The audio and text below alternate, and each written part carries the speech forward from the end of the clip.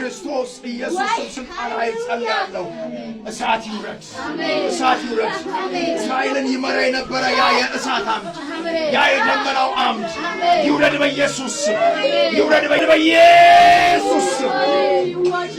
ትውልድን የሚያስቀጥል መጽሐፍ ሲናገር እንደሚል እስራኤልን ይመራ የነበረ ቀን በደመና አምድ፣ ሌሊት በእሳት አምድ እስራኤልን ይመራ የነበረ እግዚአብሔር ባላችሁበት ስፍራ ባላችሁበት ስፍራ የሚመራ እሳት፣ የሚመራ ደመና፣ የሚመራ የአምላክ ክብር ይውረድ፣ ይውረድ፣ ይውረድ።